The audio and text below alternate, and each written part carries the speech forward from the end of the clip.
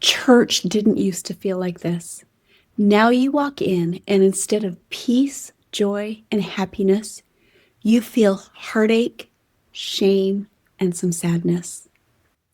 You can't control your child's choices, but you can decide who you're going to be in the middle of them. Hi, I'm Sherry Lee Karchner. I work with LDS moms who have raised their kids in the Church of Jesus Christ of Latter-day Saints. And now those kids are choosing a different path. No one really prepares you for how much this can shake you. The grief, the self-blame, the questions about faith, the quiet fear that maybe you didn't do enough. If you've ever thought, how did this happen? Or, who am I now as a mom? You're not alone. On this channel, we talk about how to feel confident in your faith, how to stay connected to your child without losing yourself, and how to find real peace in the middle of choices you wouldn't have picked. And here's the part most people miss. Your peace doesn't come from your child changing. It comes from you being confident and whole, no matter what they choose. I know this because I've lived it. I've learned how to move from panic and grief to clarity and real connection. Let's get into it. This is episode 15. Judgment feels real, but it's not the truth. It's the pain of sitting in church, feeling like you're being judged, even if you're not. You feel alone, like you're the only one who doesn't have the perfect family. It feels like everyone is talking about you. Are they wondering where you went wrong? Are they looking down at your family? Matthew 7:1 says, "Judge not, that ye be not judged." We hear that, we believe it, and still, this is what it feels like. But here's the truth, and this might be hard to hear. You're the one judging you. Dieter F. Uchtdorf said, "It's not right to judge one another. We are all alike unto God." He then went on to tell us what to do if we are judging others. And I'm going to include judging yourself. Stop it, stop it, stop it. That was his advice. There's something I want to say carefully, but I also want to be honest. When someone loses a spouse, people show up. They come with meals, they send texts, phone calls, hugs, no hesitation. When someone gets divorced, people don't always know what to say. There's more silence, more distance, more guessing, possibly judgment. When a child is sick or passes away, people rally. But when a son or a daughter come home early from a mission or choose not to go at all, the support isn't as strong. It feels like judgment. People may not be saying what went wrong, but that's what it feels like. Here's the truth. Some of the judgment is real, but a lot of it is happening inside our own minds. If you're a mom who tried to do all the right things, whatever that means for you, and the results aren't what you planned on or thought they would be, it can be disheartening. It feels like it says something about you, your motherhood, your worth, your faith, your home. Now you're sitting in Relief Society, and it feels like everybody else has got their lives together. Everything is working out for them. It feels lonely. The judgment feels so real, but it's not the truth. We're all sitting there with different heartaches, joys, and life experiences. So today, I want to give you something real. Truth you can hold on to even when everything feels messy. If The Church of Jesus Christ of Latter-day Saints put out a beautiful brochure about the LDS family. What do you picture? Think about it for just a second. What does that look like to you? Faithful parents, faithful kids, everything working out in a clean, predictable way. But that picture, it's not doctrine, it's a brochure, and it's not real. That brochure, like social media, it's only the highlight reels. It's not real life. Let's think about families in the scriptures. Adam and Eve had Cain. Lehi and Sariah had Laman and Lemuel. Alma had Alma the younger. I believe it says he was one of the vilest of sinners. What about Joseph's family? They threw him in a pit and sold him to merchants passing by. Messy doesn't even begin to cover that. These weren't failed parents. If successful parenting was determined by your child's behavior, even our heavenly parents could be considered a failure. This is all part of God's plan. If you measure yourself against an imaginary, perfect family, or even one you think you know, you will lose every time. And you will create something really kind of dangerous: despair.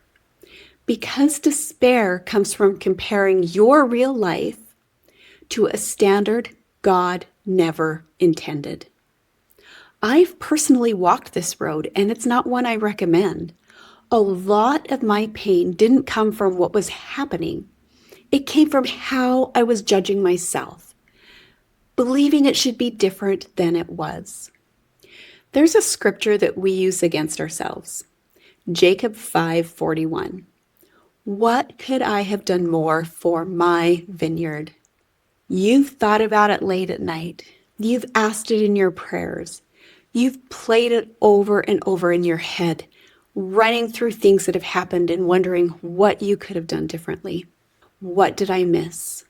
What more could I have done? But here's the part we skip. The Lord isn't asking that question to shame us. He's revealing something deeper, reminding us that agency still exists. Your child's choices are not proof of your failure. That could possibly push against what you feel. But if you don't separate these two things, your child's choices and your worth as a mother, you will carry pain that was never yours to carry. Like I said earlier, I did that for years, carrying so much unnecessary heartache. Of course, you feel sad about things that are going on. That's normal. That's part of the human experience. But making it mean something about you, that's not a road you want to go down, because it's not about your worth. In Doctrine and Covenants, section 122, verse 7, it says, all these things shall give thee experience and shall be for thy good. I want to talk about the beauty in waiting. Waiting for hope. Waiting with no evidence. Waiting while watching someone you love struggle. There's a formula I want you to hear. Pain minus hope equals despair. So what does the adversary do? He doesn't remove the pain. He removes the hope. He whispers, it's not going to change. This is just how it is now. Why even try? Because if you stop hoping, you stop waiting. And waiting is one of the most powerful things God asks us to do. God's job is to work on the overall plan, and you can trust Him. Be still and know that I am God. Waiting isn't passive. As you wait, you exercise faith. It's choosing to believe something is still unfolding, even when you can't see it yet. I want you to think about music for just a minute. It's not just the notes that make it beautiful, it's the rest, the spaces, the moments where nothing seems to be happening, but everything is being held together. Without those pauses, it would just be noise, no depth, no feeling. Life is a lot like that. Those quiet, uncertain stretches, the ones where you're waiting, wondering, hoping, they aren't empty. They're part of the composition, where faith is stretched, where love deepens, where something is being formed that you can't quite hear yet. Just because there is a rest doesn't mean nothing is happening. Sometimes the most meaningful parts are found in the spaces in between. Your job as a mother matters deeply, but your responsibility has limitations. And that's where the peace is. You are not the savior. You are not in charge of outcomes. You are not responsible for someone else's agency. Your role is to love, to teach, to show up, to stay connected. What is the role of our heavenly parents? To do what you can't. And if you try to take on God's role, you will feel the weight of it, and it will start to feel like failure. But when you stay in your role, you can feel peace even if the circumstances do not change. For this episode's You're Allowed reminder, you're allowed to feel joy even if your child is struggling. 2 Nephi 2:25 said, "Men are that they might have joy." You're allowed to laugh, go to lunch with a friend, enjoy your life without betraying your love for them. But a lot of moms don't because it feels wrong. Like, how can I be okay when they're not? So you shut down your joy. You dim your light. You're waiting to feel better until everything is fixed. But if you do that, you will miss some beautiful moments of your life. And it still won't fix what you think needs to be fixed. Joy is not a reward for things going right. It's a way of living while things are hard. And when you choose joy, you become a safer place for your child to want to return to. Let's come back to the judgment piece. There will be people who say awkward things. There will be people who don't understand. There will be moments that sting. But that has more to do with the person passing the judgment than it does to you. But a lot of what feels like judgment is coming from the story you're telling yourself. Elder Jeffrey R. Holland said, "The way we talk to ourselves matters. We should treat ourselves with the same compassion we offer others." Some of the judgments that we carry about ourselves that we think comes from others may sound like, "They must think I failed. They're probably talking about me. They feel sorry for me." And when you believe those thoughts, you shrink, you hide, you disconnect. If you can remember this is your journey and opportunity for growth, you can offer grace to others and stand true with confidence in yourself. The challenges I have gone through with my kids has made me less judgmental.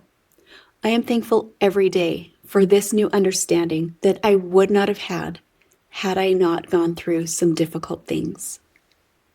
If the brochure family was true, and had I experienced it, I would be shallow and not a person I would even want to be around. If somebody says something, speak up when it feels appropriate to you and offer grace when it doesn't. Remembering we are all messy humans trying our best in a flawed world and a church that is full of imperfect, messy humans. So, what happens when you show up differently? You're not defensive. You're not explaining. You're not proving anything. You're at peace with you. So when comments come or something may be said to you, you show up in a beautiful, confident way, not a defensive, hurt way. Those same comments don't hit the same. The same looks don't carry the same weight. That's because your identity is no longer part of the equation. This is where everything changes. The goal isn't get your kids to turn out a certain way. The goal is become a mom who can love, have confidence, and be whole no matter what is happening around her. What looks like failure to you might be progress in God's plan. Whatever is happening right now, God does not love us because you are perfect. He loves us because He is perfect. Luke 1:37 says, with God, nothing shall be impossible. It's not the end of the story. Not yours, not theirs. God is still working. Even here. Even in this. If you've been carrying shame, if you've been bracing yourself every time you walk into church, if you've been waiting to feel okay until everything changes, I want you to hear this. You are not behind. You are not broken. You are not alone in this. And you don't have to keep doing this the hard way. If this is where you are and you're tired of feeling like you're barely holding on, come work with me. We'll sort through the thoughts that are keeping you stuck and help you show up with peace, clarity, and confidence again. I offer 25-minute free calls with me one-on-one where we will talk about what's going on, what is hurting your heart right now. And in just 25 minutes, you will feel lighter and loved. If you're a mom who wants to stay confident and whole in this season, this channel is for you. There's more coming, and I want you to have support every step of the way. Tap the bell so you'll know when a new video drops. And if you're ready for more than just information, if you want real guidance as you figure out who you're going to be in this season of motherhood, there's a link below. That's where you can learn about working with me one-on-one inside Confident and Whole. You don't have to wait for your child to change to feel peace again. I'll see you in the next video.